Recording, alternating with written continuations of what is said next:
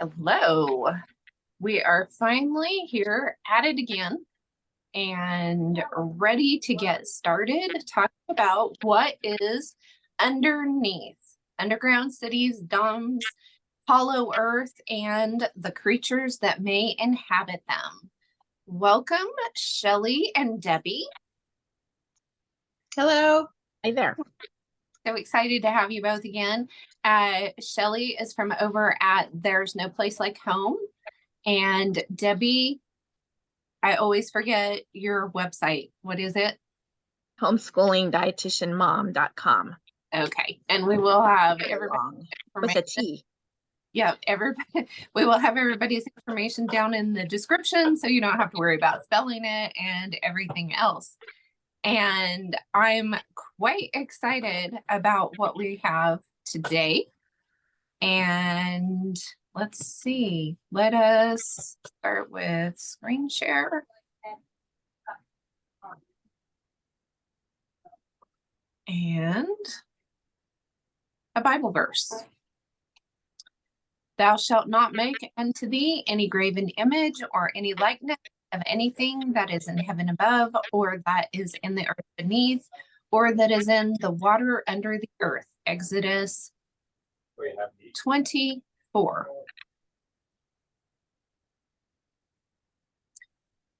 And let's see, I think this was some of your information, Shelly. Yes. I made these slides like a month ago. And it's taken us this long to finally get to this. So I will let you explain to us what this is about. Sure. So I actually came across a video about, I'm not sure how to say his last name, DeGroy. I'm just going to say that.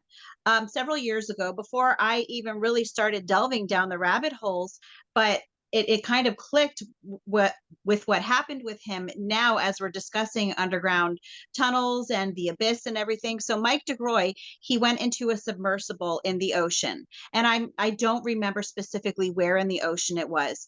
But as he was exploring in this submersible, he came across this underwater lake that it even had a beach on the sides of it. It had ripples, it had waves coming in, and it looked like when you go to the shore and you see everything coming in. And so he decided that he was going to explore this lake at the bottom of the ocean. And when he did, his submersible hit the bottom of it and just bounced right off the water. He could not go down into this lake.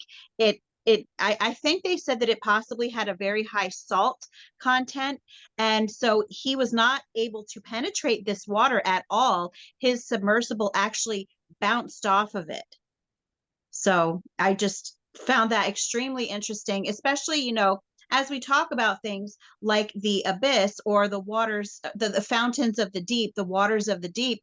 And I just thought to myself, could this be an entrance to that? And we're not supposed to go down there. So I don't know, just speculation, but it's really fun to think about this. Well, can I ask what you mean by submersible? What is that? What exactly is that? It kind of looks like, I don't want to say submarine because it's nowhere near as large as a submarine. It was basically built for one person. So it was just basically a container, a metal container that was equipped for them to go down, and they were able to drive it around at the bottom of the ocean. And most people, a lot of scientists use them to explore, looking at the different fish, and just the sea life and everything. And I'm sure that that's what he was doing too when he came across this lake. So when you say he couldn't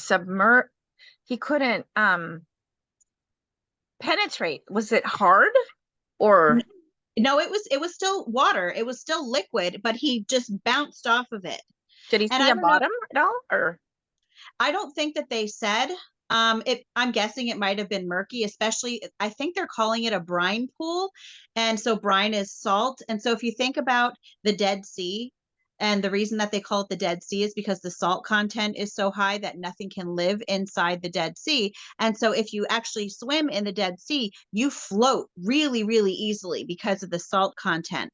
So I'm guessing that the salt content is what caused him to bounce. It really increases buoyancy. That's interesting. It makes me also think about Dawnita talking at one point about how they can only go down so far when they try Yes, to drill. Like they can only go, what is it, 8 miles. miles? So I wonder how far down they were. Yeah, I don't remember off the top of my head. If I remember Definitely right, be it subject to was, research more, huh? if I remember right, I think it was about 8 miles. These are the same kinds of units that they use to go down and look at the Titanic and Mhm. to check out, and they could actually take that submersible, not a pump. Yeah, these type of things.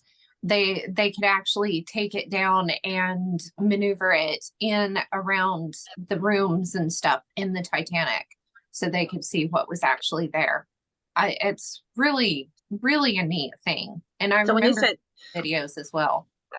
when you said 8 miles, you mean it was about 8 miles they couldn't go past, or that this guy may have been at 8 miles, or what? I think he was, yeah, I think he was around that 7 or 8 miles, So that may have been if why he I couldn't go remember farther right. down. If Hmm. somebody knows a little bit better how deep he was at that time, let us know in the comments. But yeah, because I don't think that they can go more than 8 miles. So my thought process here with this is they he he hit the water, the division of the waters and the waters there, right? And couldn't go through. And if I remember right, an eel did go through, but whenever it came out, it died whenever it came back up out of there. That makes me think Portal. There was a movie, and it might have been a B movie that we've watched. And my son and my husband watched more than once when we had cable, and there were monsters in the water, and there was a portal. And actually, Wow. as I'm thinking about it right now, I'm thinking, wow, the water was a portal. I don't know if you know what movie I'm talking about. Does that sound familiar? Because of course, in movies, everything's always not spiritual; it's more physical. But still, there was a thing that these monsters were coming in through. Did they have something like that in the Abyss movie? They had a Yeah, I movie. don't remember if No, it it was is. a portal, but yeah, they definitely there was some sort of creatures down there. Yes. So at Yeah. the every time you say eel, I always think about How to Train Your Dragon, Yeah. because dragons hate eels. I'm like, Right. I just feel like Right. there's a connection somewhere there.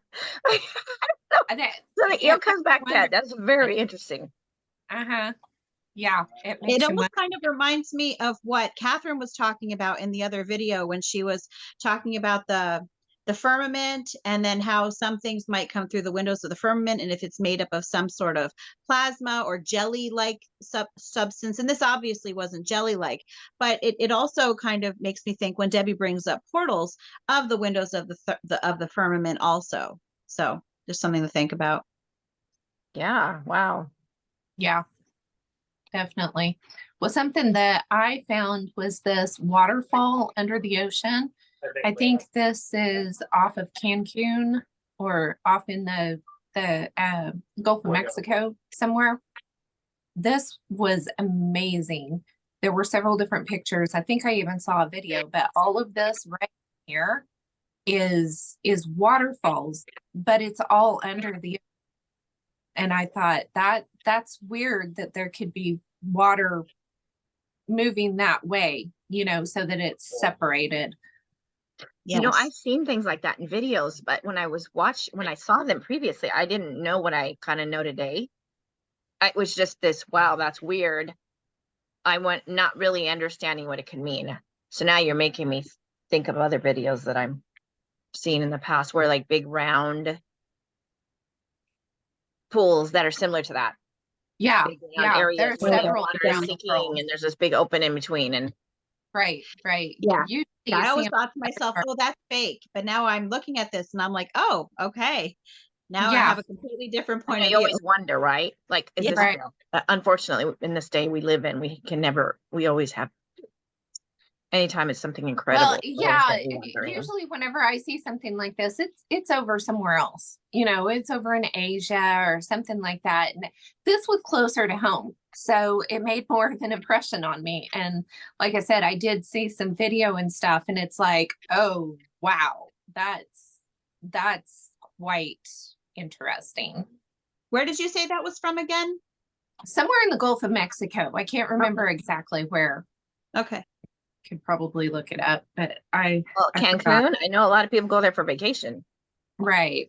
And I don't Or remember if it was that anniversary. far down or if it was more closer to the Bermuda Triangle. Again, somebody in the comments will probably know, right? Yeah.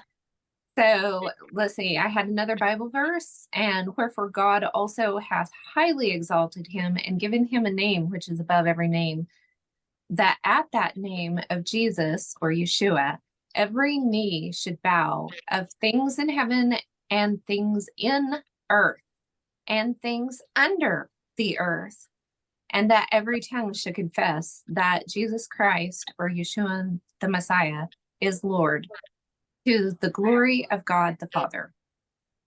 So that was interesting because it says everything in the earth and things under the earth. Yeah. Yeah, and that's a concept that in this day and age, people laugh at it. But people who were here before us, they knew that this was reality. They knew that there were other creatures under the earth. And you can see this throughout mythologies all over the world. And it's just that in this day and age, everything is about materialism and it's about scientism. And so they don't want people looking into these things. This is my theory. They don't want us looking into these things, so they laugh them off. But this is the reality. And of course, the only place where we 100% know that we're getting the truth is in God's word. Exactly. And So of course, at the risk of being redundant, why do you think they can't go down any farther than 8 miles? well, I think this is it right here. Yeah. Ancient Israelite and biblical cosmology. And I'm trying to remember if this was from one of y'all's books. This is probably something I pulled off of Pinterest. I love Pinterest. So it shows Sheol, which is in the Bible, the 4 pillars and the 4 foundations of the earth, and the waters above the firmament. We talked about that last time. And we've got the foundations and the waters. This says waters of chaos symbolized as a dragon, but I think there's probably dragons down there. I don't know about you, but I've never looked at a snow globe the same again. Yeah. When I was searching for stuff related to tunnels today, I came across one where where Nancy Drew said something about snow globes. Now you can understand the snow globes better, where the idea of those came from, right? Because these people are not the amazing original creative people that sometimes we think they are when we watch movies and stuff. Going back to that other photograph with the dragon or the serpent at the bottom, that is also in Norse mythology. There is a world serpent that is in the water, I believe. So it's very similar. And as I was doing my Bible reading the other day, I came across a verse, and I wish I could remember where it was, but it basically said that people will never see the foundations of the earth. So, and I should have looked it up. I didn't even think of it. But to me, being able to only go down 8 miles, could that be the foundations of the earth that we are not supposed to be seeing? Look at this. I'm looking at this and I'm thinking about, look at that area that's just underneath. That reminds me of tunnels. Mm-hmm. Yeah. That area that's going straight across. Yeah. That's why I said it's looking at this, it really just illustrates the fact that it is very possible to believe that the earth is both a level stationary plane and hollow. They don't have to be mutually exclusive. I think when I bring up hollow earth on my channel, a lot of times people think that I'm then basically saying that the earth is a sphere. And no, it does not have to be a sphere in order for it to be hollow.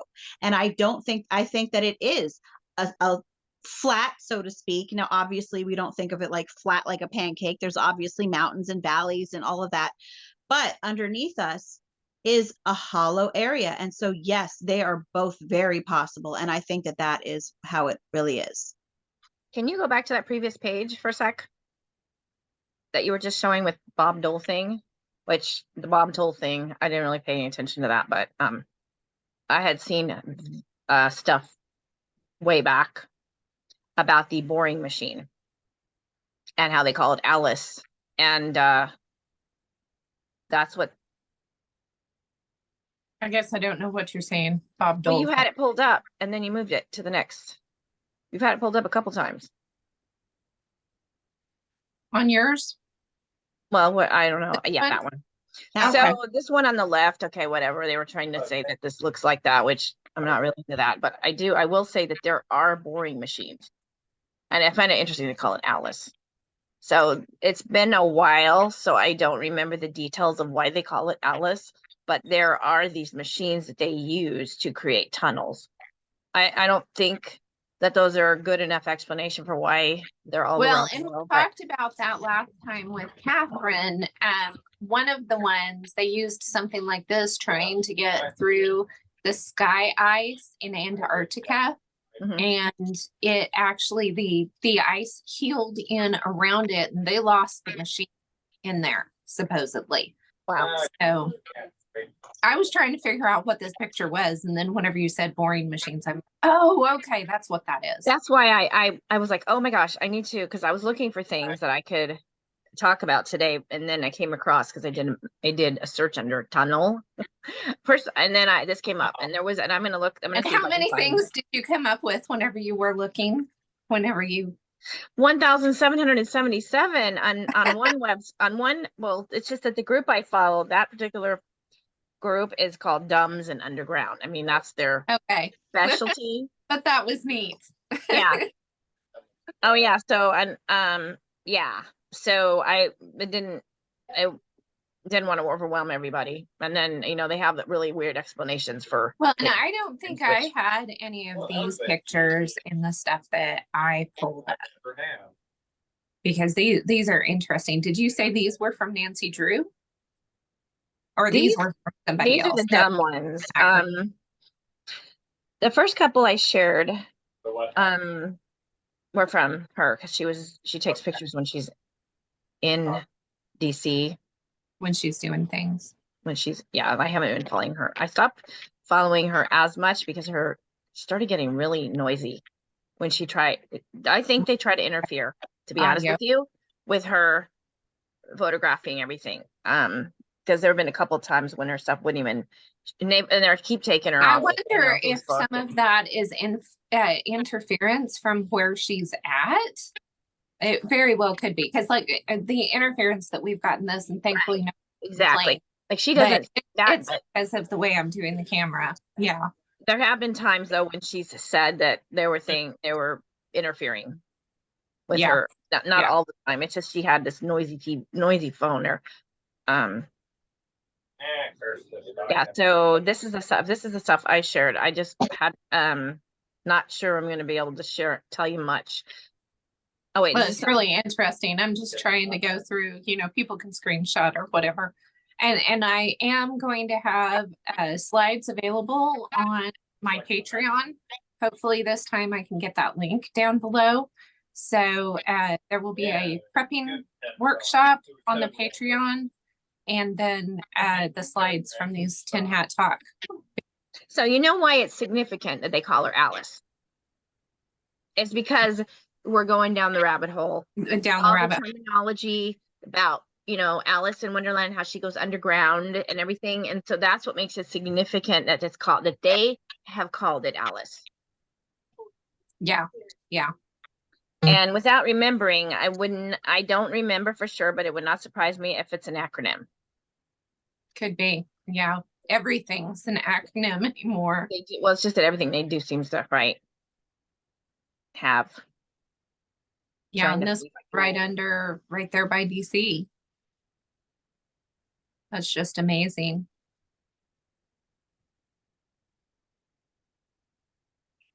This was interesting. And I didn't know for sure what that was until I looked at some of the other stuff. I was taking a nap and Debbie was getting busy sharing stuff. Well, what's really motivated me in the last few days is when I was reading about Cain and Abel, and how when Cain killed Abel, what it says in the Bible about him being in the earth and about God removing him from the face of the earth. I think those words are very important. It's a good example of how what we read sometimes just doesn't click, because we're focusing more on Cain being a bad person and God punishing him than we are thinking about the actual words that were used. And so that's kind of what got me going today, is wondering what Cain was doing down there and why he worried that he was going to get killed. He was going down below. What kind of yikes kind of things were down there that he had to worry about? Right. Wonder if Shelly's having connection issues. And so I wrote it down, the verses that were very interesting to me, and I was reading it in the King James version, which is not the version I read all the time, but on stuff like this, I kind of like to use that version because a lot of people prefer it. So if you go into Genesis 4, without reading the whole thing, it says he was cursed from the earth. And he states in verse 14, thou hast driven me out this day from the face of the earth. I wonder what people have to say, what they think about that. And how many times have people completely overlooked that? It's actually repeated a few times too. Like when you read it, he says it a few times in a verse. Sorry, I got distracted. Oh, good. You're pulling it up. Perfect. Yeah. And it's interesting because he says, your brother's blood cries unto me from the ground, and now thou art cursed from the earth, which has opened her mouth to receive your brother. But opened its mouth to receive his brother. And why did I use the sword? Huh. Yeah, so it says, open mouth, and which hath opened her mouth to receive thy brother's blood from thy hand. Most people focus on when thy tillest the ground, it shall not henceforth, and you'll be a fugitive. And if you look up Nod isn't even according a specific city per se. Yep. That's down. I'm getting maybe a little ahead of myself, but in the earth. Well, wait, go back to verse 14. So behold, that thou hast driven me out this day from the face of the earth, and from thy face shall I be hid, and I shall be a fugitive and the vagabond in the earth. And it shall come to pass that everyone that findeth me. Yeah, that's a dangerous place to be down there. Wow. Right. That can be people have been, that have lived to tell what it's like under those tunnels, and some have said that they were under the White House, that they rescued children, and that there was a lady that had been there, something like she was 60 years old, and she'd been there since she was, I don't remember the exact, it was decades, right? She'd been down there for decades. And no, they were finding partial bodies, and the monsters are down there. So I can only imagine. It just really makes me, between reading about that and then reading the Bible and seeing, and we know Cain's descendants survived. You know how we know he had descendants that survived the flood, even though they would have been through Noah's genealogy, is because it says, if you go back, when it talks, I think it's in the next chapter, where it talks about I have to, not very good at just paraphrasing things like that. And it talks about, if you go down to where, who their descendants, what their descendants are, like some keep cattle, some are good with music. it must be further. No. Okay, let me see if I can find it. No, I don't want to. Well, I'm afraid we're going to run out of time if we. Okay, let me find it while you're. Because I was just reading it today. Hanyon and his descendants. Gonna go. Just in the meantime, thinking about all of the people who believe that they have seen extraterrestrials, how many of those are actually creatures that are very terrestrial because they actually do live here? They just live under the ground. Yeah, that's a good point. That's a good point. Oh, it's chapter 4. That's the problem, is we're dealing with Cain's descendants. So it's in chapter 4 still. Oh, it was still there. Okay. Yeah, because in verse 17, and Cain knew his wife, and she conceived and bare Enoch, the bad Enoch. Build a city. I'm gonna skip a little bit here till I get to the. Okay, yeah, verse 20. And Ada bare Jabal, he was the father of such as dwell in tents, and as of such as have cattle. And then his brother's name was Jubal. Sorry, I'm probably totally messing up the pronunciation. He was the father of all such as handled the harp and organ. Well, and I mean, do you think that's people? I think that's talking about people before the flood. I mean, Well, not it's just- that some of Cain's descendants couldn't have ended up marrying some of Shem's descendants. Yeah, but- exactly. Right. Yeah. That's big. That's where I was going with that. It's like, well, we've talked about how we can't say they stayed completely separate. Right, right. And so the genes were there somewhere and they ended up, that's kind of what I was thinking. I wasn't thinking that his descendants survived per se. It was more the blood, the genealogy, the genes. Likely through Noah's son's wives. Yes. Yeah, Yeah. exactly. Yeah. Yeah. Right. There you go. Right. Right. Yeah. Yep. I thought this was interesting. In China, there's the 630-foot deep sinkhole, and there's a whole forest under it inside of there. And I did see some videos on this one too, and it was very, very neat. And then the underwater cities. There's so many. This is Japan, and you can't. Now, I don't think this is part of it. This is something else, but you can't tell me that these are natural. This, and some people will try to say that they're natural, but I'm not going for that. India, I mean, this is like, yeah, check out Praveen Mohan. I've linked him before. This is like a well, is what they're calling it. These are Stepwells. But good grief, the structure here, That's amazing. It is, and they've got a ton of these in India. I mean, why was India colonized?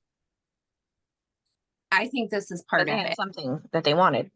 Yeah, I wonder if not it could have well. something to do with the Aryans, because I was reading about this in Genesis 6, and the connection that the Aryans have with the Nephilim bloodline, and the Aryans were supposedly from India originally. So I have no doubt. I mean, they're Hindu gods. Some of them are blue, and their histories, their buildings. It's funny how whenever archaeologists find something, it's always a temple or a tomb and I'm like, no, I think some of these things are libraries, especially if there's carvings in the walls and stuff. I think the whole thing is telling us a story. And I don't think it's all just mythologies. I think the mythologies have some truth in there, actual things that had happened. And India is like a treasure trove of that stuff.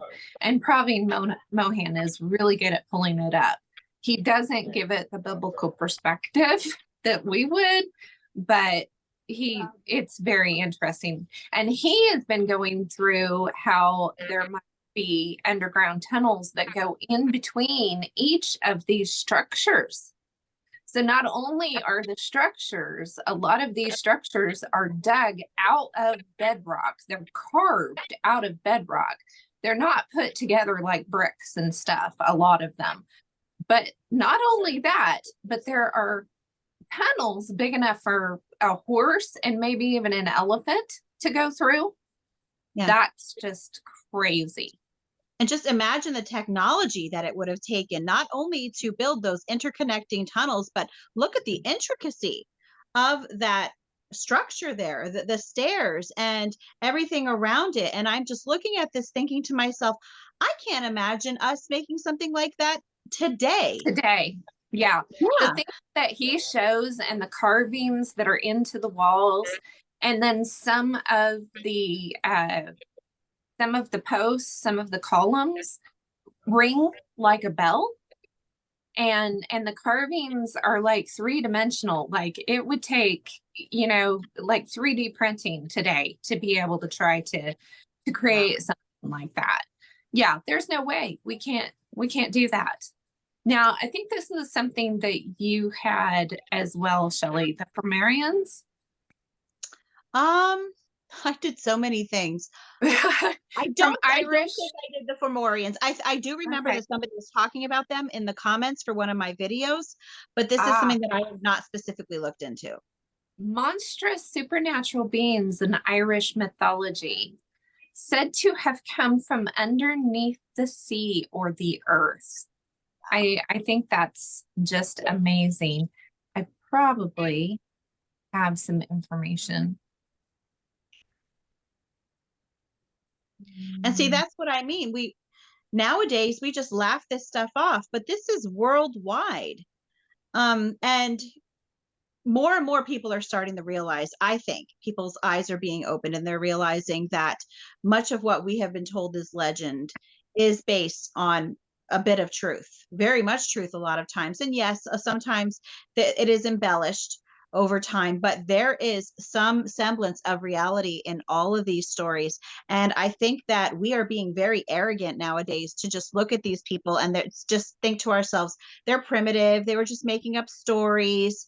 No, I think that in a lot of ways, these people knew so much more than we do. Definitely. I absolutely agree. Thought I had the link to that. Probably do. Let's see. I don't know what that is. Think that's something. On top of What? No, you're talking about underground stuff. Recording here. Well, Yeah. And then let's see, we've got Native American legends of ancient ancestors emerging from subterranean world inside the earth. And this isn't just one tribe. This is a lot. And this is where I wish Catherine was on with us, because she's really delved deep into that and into the Native American legends and stuff. This makes me think of the Cloud Eaters book. Yeah. Yes. Tom Horn and Steve Quill and the Cloud Eaters book goes into some of I think that. there's a video too, some kind of video. But Yes, I think we've got the video. The and it's probably on the Skywatch TV thing as well. But yeah, there's and it's not just, like I said, it's not just one tribe. Most of the tribes have some kind of legend about people emerging from underneath. I know one specifically, the Hopi Indians. There was a legend of what were called the ant people. And it was said that these ant people actually saved this tribe from some sort of disaster by taking them underground for a bit of time. And then they eventually came out after it was safe again. So that's one that I do remember off the top of my head. now you really got me thinking about the Alice boring machine. Oh, it's again. almost I Canadian. was looking it up, and it's all over the place. Like they named her Alice. There's a significance to that because of the connection with the child sex trafficking and the adrenochrome, all that stuff. But then that's what this looks like, the shape of it and everything. And then the they got that Nephilim grain bloodline, thing. you know, the Nephilim bloodline, the Nephilim in general, they had, an insatiable appetite for blood. Mhm. And so what I'm thinking is that a lot of these Nephilim bloodline could be those who are living underground. So unfortunately, it would make a lot of sense with the adrenochrome and everything that is said to be going on undergrounds. Yes, it all, Yeah. I believe, is tied together. I do too, and it makes sense. That's the key, right? I mean, it's pretty freaky, especially if you've never heard it before. But then when it's coming from all different directions, I mean, it would be easy to write it off. In fact, I always feel like I have to tell people I'm getting this information from all different sources, because it would be easy to say, oh, this is fake. Yeah. What do they call it? And I mean, But there's just too many different people sharing the same stuff. yeah. And I always tell people, I don't want to be right. I hope that I I'm wish it not wasn't right. true. I know. Yeah. I wish it wasn't true. Yeah. Yeah.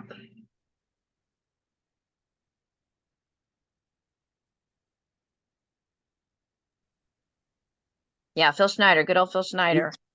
Yeah. Paul's excited about something he found. Well, Let's see if I can pull it up. Okay. My husband off camera here. Okay. Cavalier Air Force Base. Is it the warning station? Yeah. Yeah. Mhm. Okay.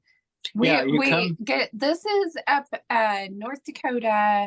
Almost to Canada. Yeah, up by Mountain, North Dakota. There's this Cavalier Space Force Station. And is it this structure? No, that's a farm. Oh, So okay. then you go down. Yeah. Well, yeah. Now that was like a guardhouse, and you go on down, oh. go over, and now then Oh, okay, look at that, Rascal. Look at the cooling towers. okay. Look, Look at this. So here's cooling towers. situation for underneath. Oh, yeah. Ground. Okay. And you Wow. go, there's your, Here's your The tunnel. entrance. Yeah. Here's your tunnel. then No. and then look at that building. Look at that building. Look at that. Look at that. Look at this. Huge. Wow. And this And is it's an Air Force. Space Force. Oh This yeah, is- excuse This me. is our Well, Space still, it's Force. military, right? It's still military, though. DUMB stands for Deep Underground Military Bases, Right. But owned by. Yep. But anyway, isn't that neat? Wow, Yeah. this is. Yeah. Let's see. I was And thinking of the Phil Schneider story earlier before you brought up that slide, and we were talking about something. I think it was one of the slides that Debbie had shared, and it said about the military recruiting soldiers to be fighting underground. And it immediately just reminded me of that story with Phil Schneider about how he was taken underground and that they were met by these entities that look very much like that, what you're showing right there. And that one of them kind of rubbed his abdomen or did some kind of hand gesture in front of his abdomen, and this laser or something just shot out and it burned off some of Phil Schneider's fingers, and it burned like a hole in his chest, and he did survive that. But there was a Marine who was with him who saved his life, and the Marine was killed in the incident. So it would make sense that they do need some sort of soldiers down there. And in that respect, a lot of times I think that our military might be in cahoots with whatever these beings are. But in that aspect, it certainly doesn't seem like they were, on friendly terms, so to speak. They were not wanted down there. So, that just really gives a whole new angle to everything, because a lot of times, especially like in the UFO community, because if you look at that, that certainly looks like an extraterrestrial. What they would call an extraterrestrial. And a lot of times they will say that they are working together, and that could be the case. But I think we need to realize that these entities, which are definitely, if not demons themselves, they are demonic in nature, because of where they emanate from.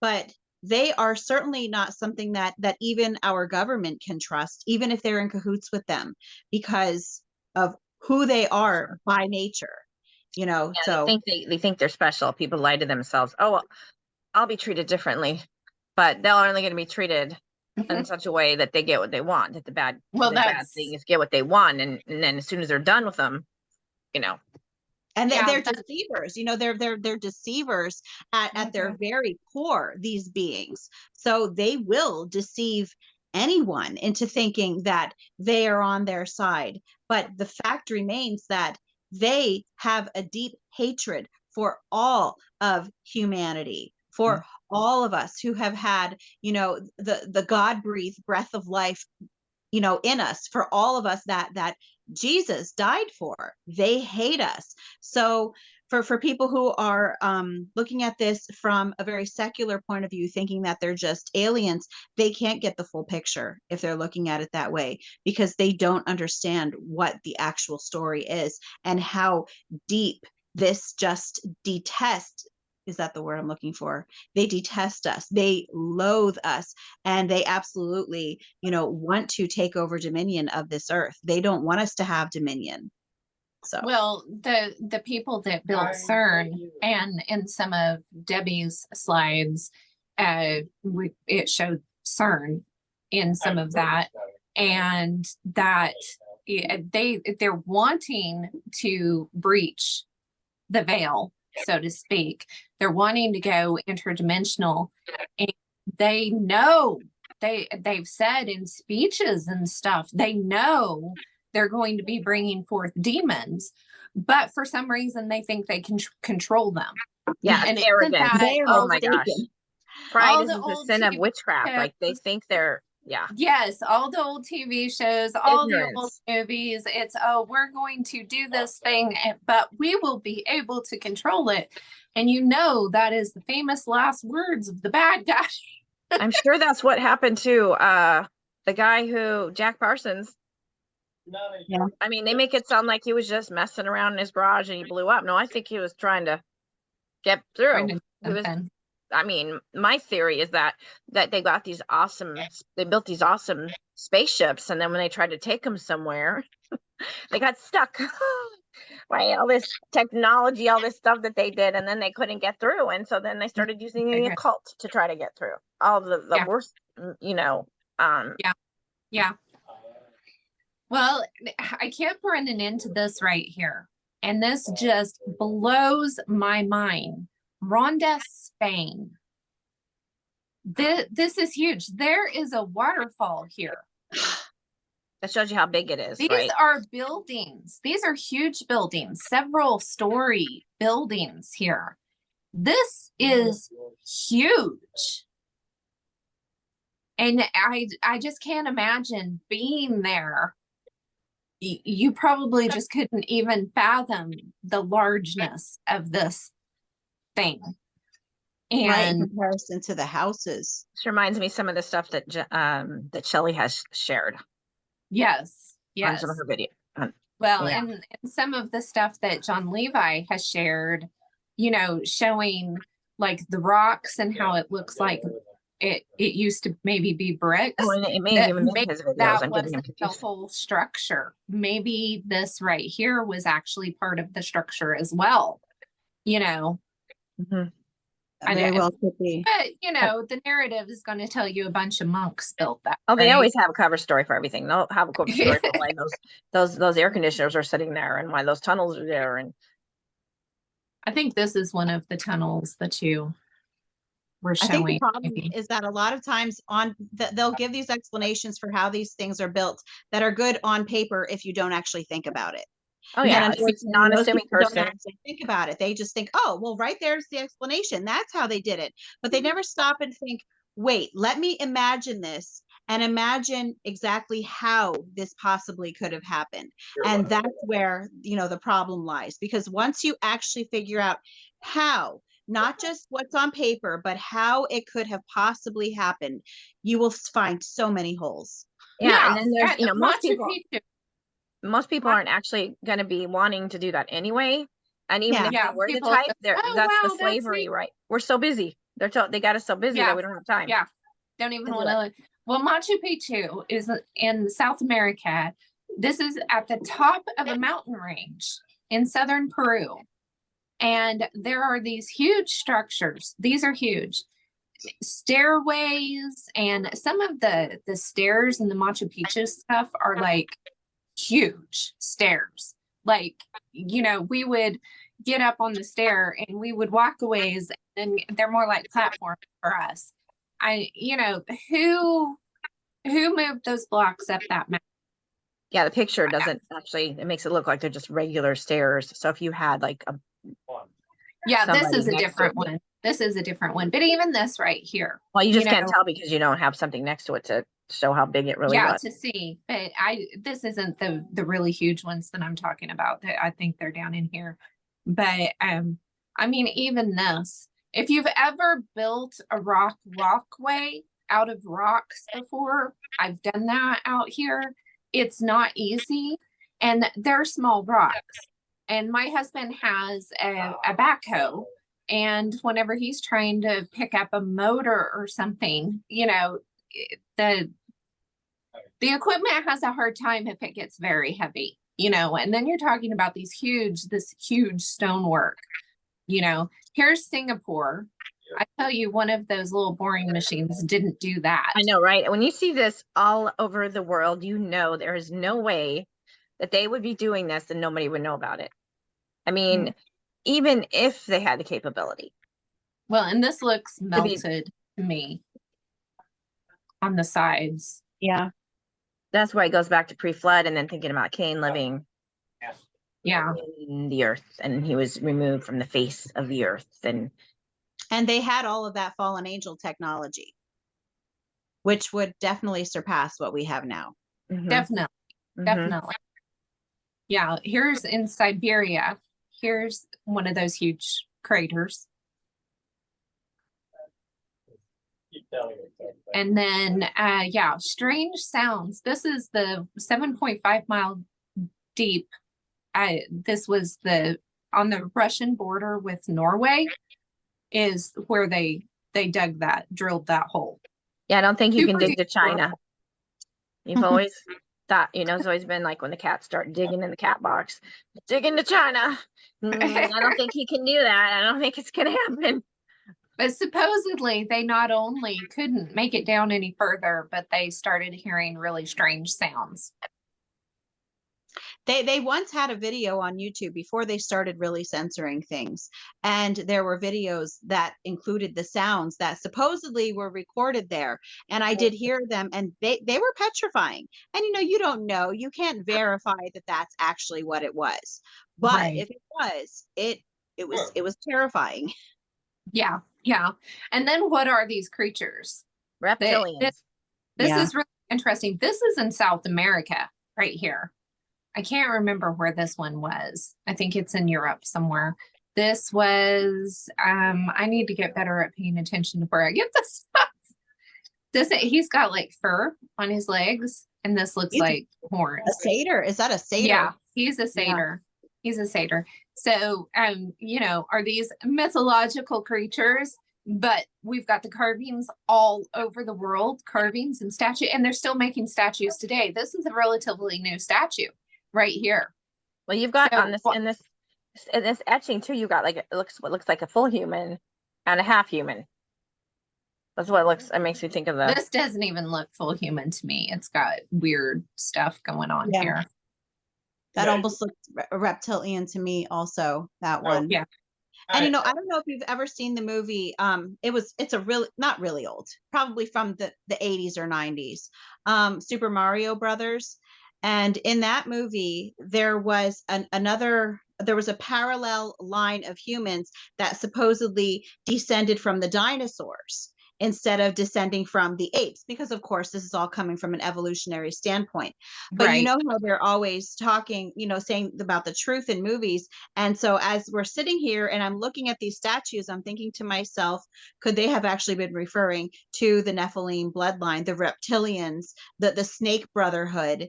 Because the people who make these movies, they know far more than the average person does about these things. And they're kind of just throwing it in our faces, or sometimes maybe they're even trying to give us clues. You just don't know. Yeah, absolutely. Well, we've run out of slides, and we've had just about our hour. So any closing thoughts? Well, I'm just going to say that if people want to believe that someone has such an amazing imagination that they could just create something like that off the top of their head, when if you study art at all, you know that nobody just comes up with stuff. They always get inspired by something, and that those reptilians came from someone else's head, who came from someone else's head, who came from someone else's head. And when you watch stuff on TV and you think, oh, wow, what amazing imaginations they have. Well, no, I don't think they do. I think they probably do have talent, but the imagination isn't as much as I mean, even Snow White, right? Well, and some of that kind of stuff, is it going to be the same imagination from one culture to another all over the world? No, right. And then right, and they're because they're studying, right? These people that are they watching had these it movies. at the Tower of Babel, and they brought this information from there. Definitely. I would also say that we're looking at all these slides from all over the world, from like Machu Picchu and from India, but I would encourage people to look into your own hometown, your own city, because what I am finding is that most of them do have tunnel systems underneath. And I think this is so exciting because I live in a little town that's only 1.4 square miles. There are tunnels underneath almost the entire town here. And they try to tell us that they are mining tunnels, which they could be mining tunnels. But the interesting thing is that if you look into the history of it, you can find out who bought the tunnels and who they bought them from. But there is no history about who built the tunnels. No story about that at all whatsoever. So I always think to myself, were the tunnels already there when they purchased them? So really, sometimes we never look close to home when it comes to these amazing things. You never know what is right under your feet. Yeah, and just because they're used for mining doesn't mean they were never used for anything else. Right, and I think that they were very well already there. Mm-hmm. Well, and I think if you haven't seen John Levi's stuff, I'll put a link in the description. He's finding structures that are calling one thing in one place, and then it's called something completely different in another place. And it's like, but it's the same thing, basically. But it's the same thing. It looks like exactly the same thing whenever you look at them, but it's a what are they? I can't remember, but something in one thing, and then it's a bridge in another thing, and just completely different thing. And it's like, no, that's the exact same thing. It's just in different parts of the world, and you're trying to give a different narrative, Yeah, and that actually reminds me of something, because I actually sent him a link to one of my videos once, because there are these limestone kilns around. There's like a park that has these old quote limestone kilns. Yet if you look at these limestone kilns, they look almost identical to what other people call aqueducts.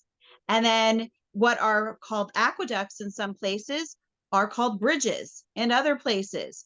And so that's something that I always thought about when I was looking at these limestone kilns. I thought to myself, I don't think that this is what they're telling. I don't think that that's actually what they were for.